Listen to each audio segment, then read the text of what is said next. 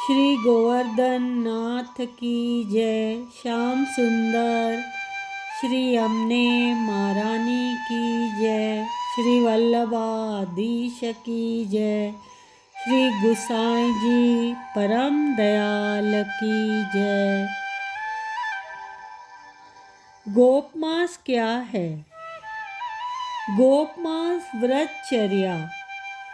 व्रतचर्या माने व्रत के आचार्य ऋषि अग्नि कुमारों ने प्रभु के आनंद की कृपा मिले इसलिए बहुत तप पूजा की।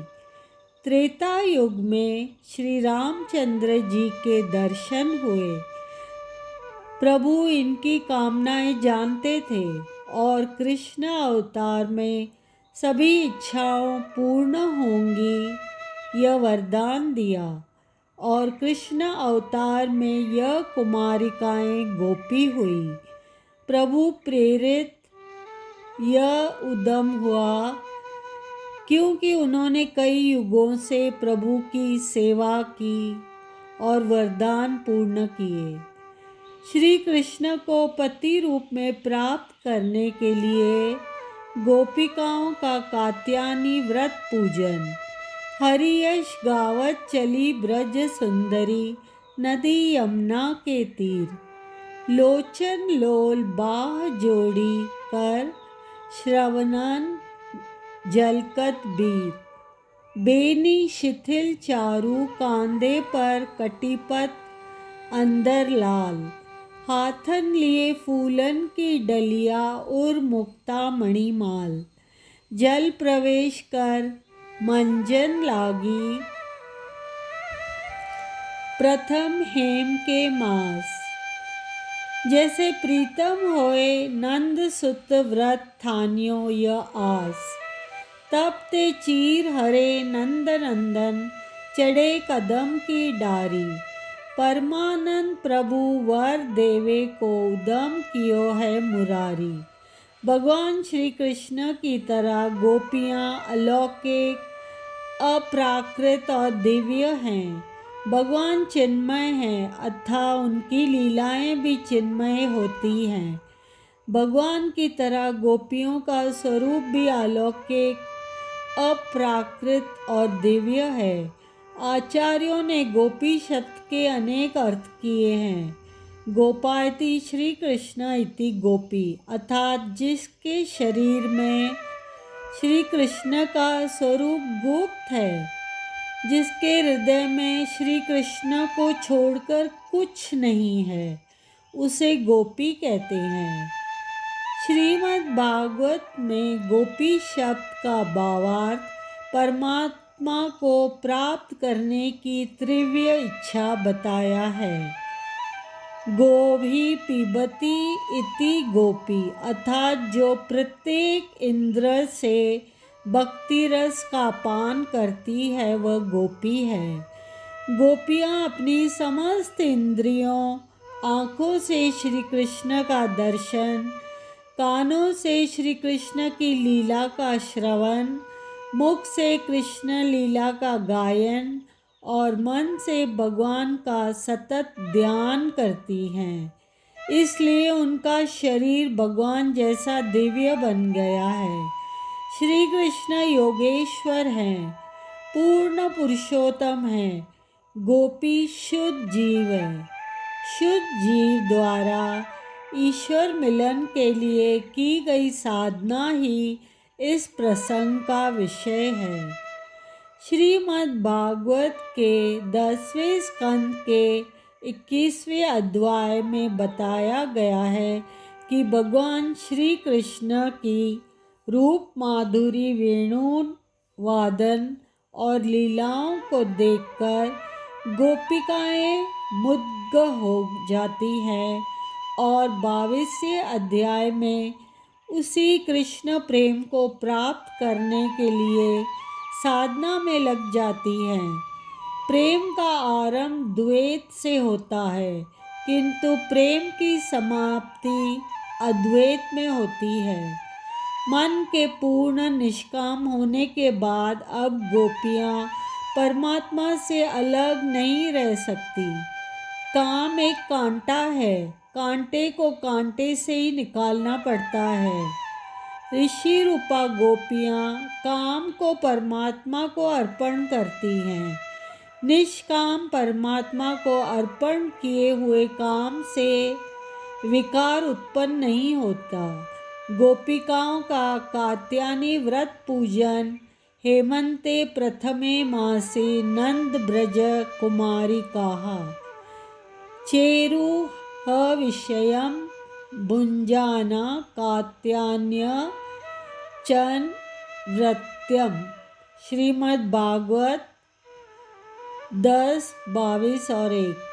हेमंत ऋतु का प्रथम महीना माघशीष भगवान की विभूति स्वरूप है। श्रीमद् भागवत गीता के 10वें अध्याय 35वें श्लोक में भगवान श्री कृष्ण ने कहा है, मासानां माघशीर्षो नाग कुसुमाकरः। माघशीर्ष मास में व्रज बालिकाओं ने अपने प्राण प्रियतम कृष्ण को पति रूप में प्राप्त करने के लिए माँ कात्यायनी के पूजन का व्रत आरंभ किया। सारी गोपियाँ उषा काल में शैया त्याग कर एक दूसरे को नाम लेकर पुकारती हैं और एकजुट होकर आपस में गलबैलियाँ डालकर ऊंचे स्वर में श्री कृष्ण के गुण लीला और कीर्तन गाती हुई यमुना तट की ओर चल देती हैं। उनमें आपस में ईर्ष्या द्वेष नहीं है। वे श्री कृष्ण के लिए इतनी व्याकुल हो गई थी कि माता पिता और गांव वालों का भी उन्हें संकोच नहीं रह गया था। उन्होंने अपना कुल, परिवार, धर्म, संकोच सब कुछ भगवान के चरणों में समर्पित कर दिया था। गोपियाँ यमुना किनारे जाकर अपने कपड़े वृक्षों की डालियों पर डाल देती हैं और यमुना जी में स्नान करती हैं। स्नान के बाद वस्त्र धारण कर वहीं तट पर बालुका से देवी की मूर्ति बनाती हैं।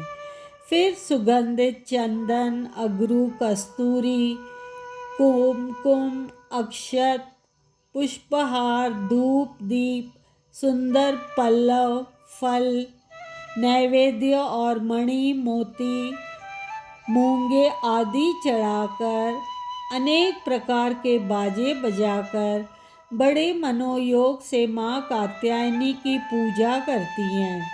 कात्यायनी देवी श्री कृष्ण मंत्राधिष्ठात्री हैं, दुर्गा है।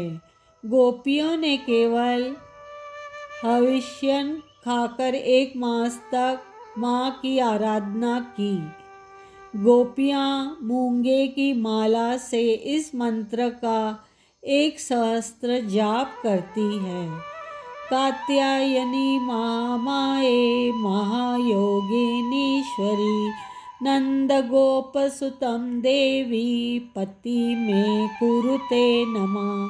श्रीमद् भागवत 10, 22 और 4।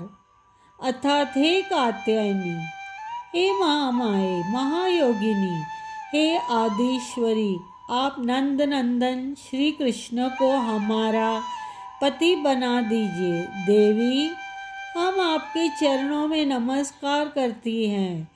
गोपियाँ सबसे परे हैं क्योंकि वे सर्वस्व निछावर करके श्री कृष्ण से प्रेम करती हैं। वे चिरकाल से श्री कृष्ण के प्राणों में अपने प्राण मिला देने के लिए उत्कंठित हैं। श्री कृष्ण पति के रूप में मिले, इसका अर्थ है मुझे परमात्मा से मिलना है, परमात्मा के साथ एकाकार होना है। माँ कात्यायनी ब्रह्म विद्या का स्वरूप है जो परमात्मा से मिलन कराती है। श्री कृष्ण चराचर जगत की आत्मा है, समस्त क्रियाओं के कर्ता भोक्ता साक्षी। सर्वव्यापक और अंतर्यामी हैं।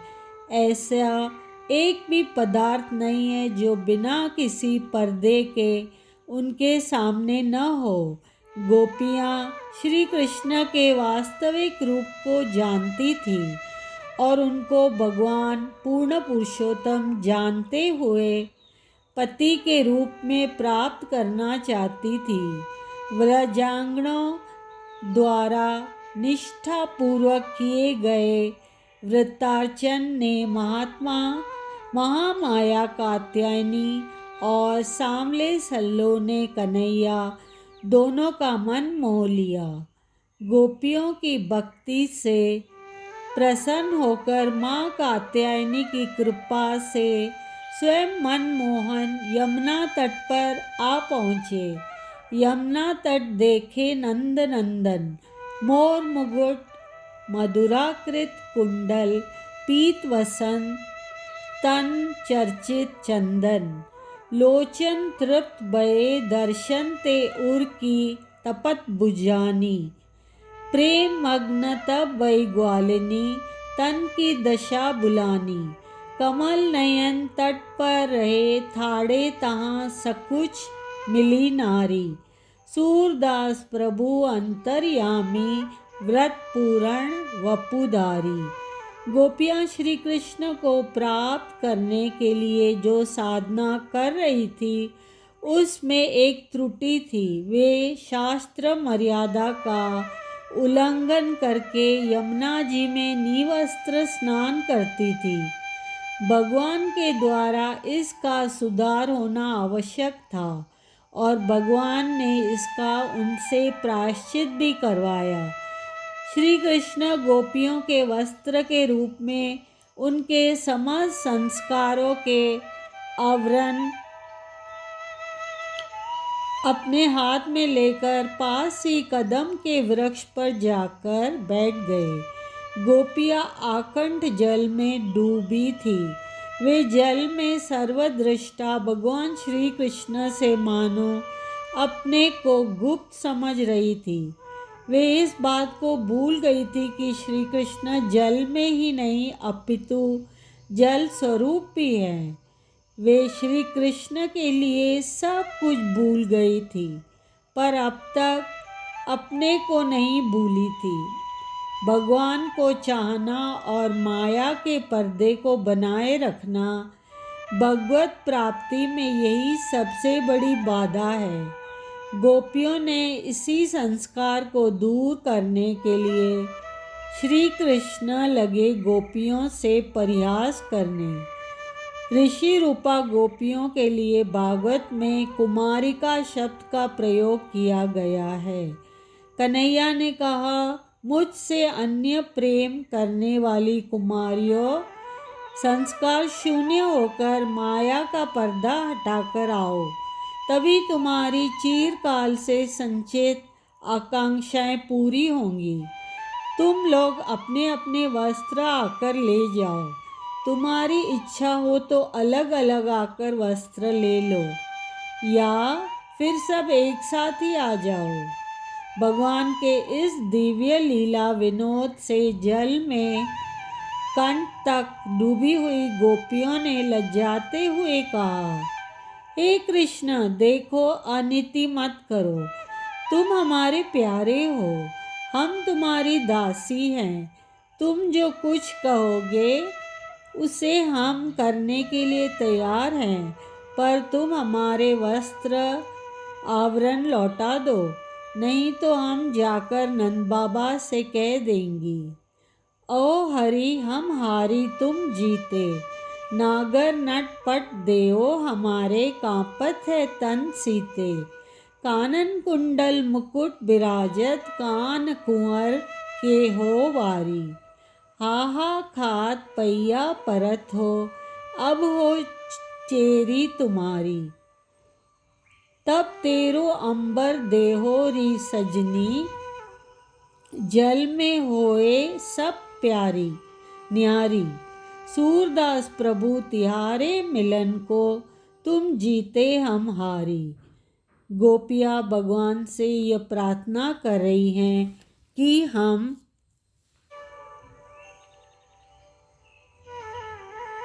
आपके चरणों में नतमस्तक हैं। श्री कृष्ण ने व्रज कुमारिकाओं से कहा, तुमने व्रत धारण करके जो वस्त्रहीन होकर जल में स्नान किया, इससे जल के अधिकांश देवता वरुण का तथा यमुना जी का अपराध हुआ है। इसलिए हाथ जोड़कर नतमस्तक होकर इनसे क्षमा मांगो। अब यह आवरण तुम्हारा नहीं, हमारा है। हम रखेंगे तो रहेगा और मिटाएंगे तो मिटेगा। यदि तुम मेरी बात मानने को तैयार हो तो यहाँ आकर अपने अपने वस्त्र ले लो।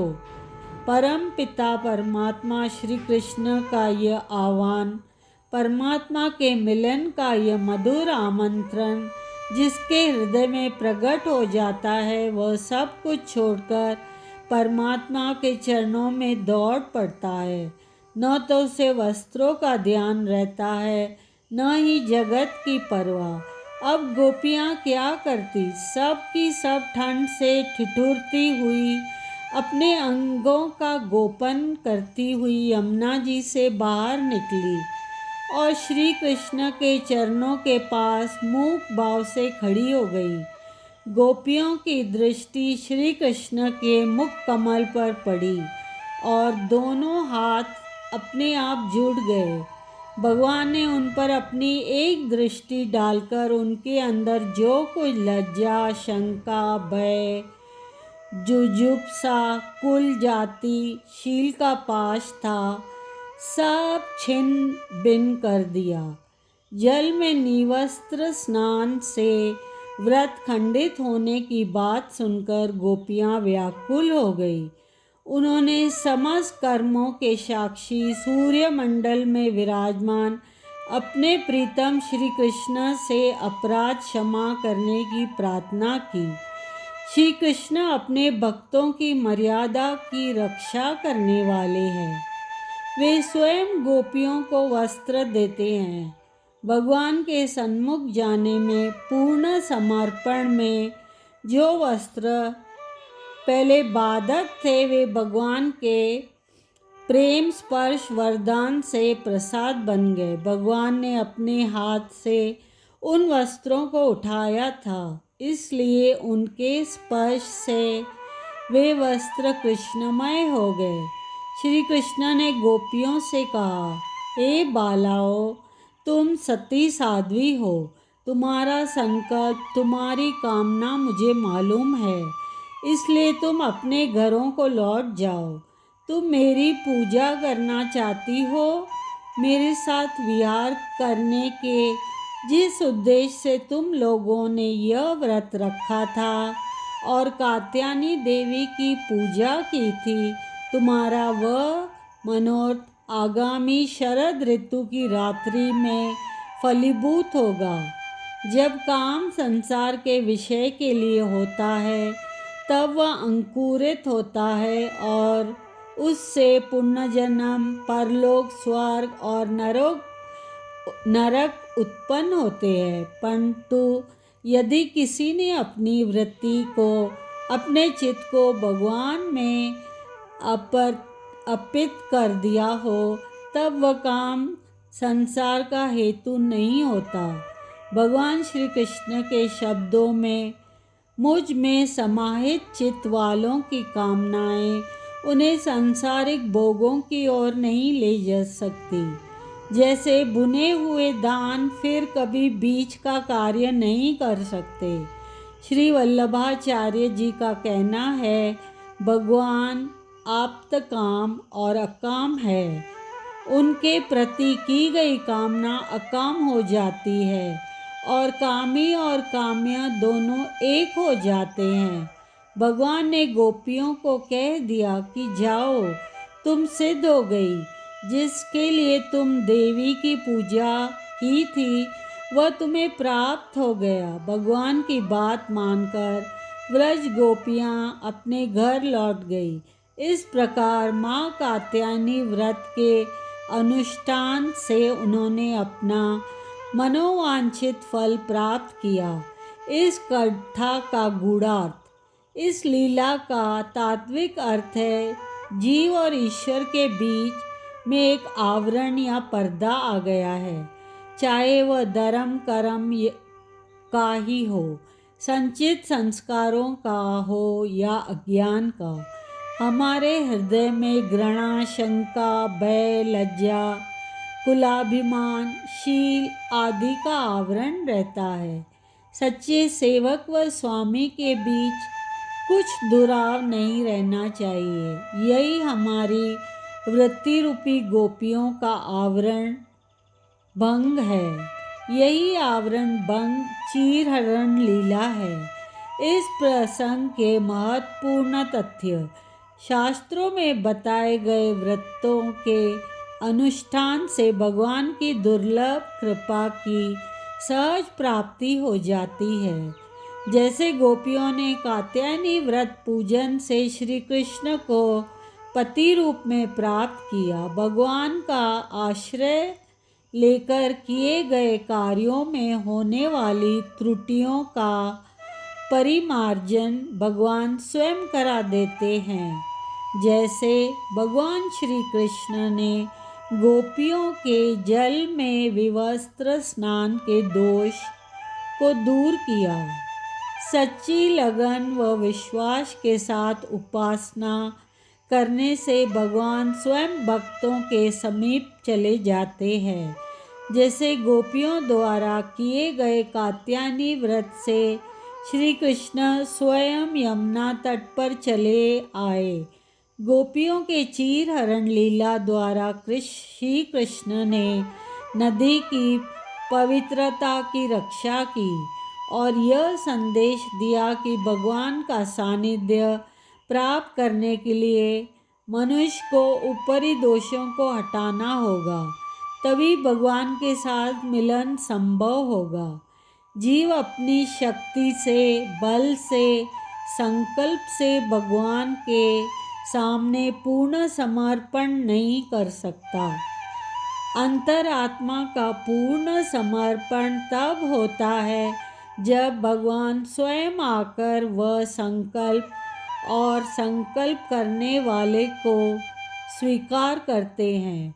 मनुष्य तो केवल पूर्ण समर्पण की तैयारी कर सकता है। गोवर्धन नाथ की जय।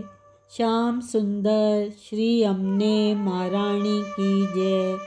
श्री वल्लभाधीश की जय। गुसाई जी परम दयाल की जय।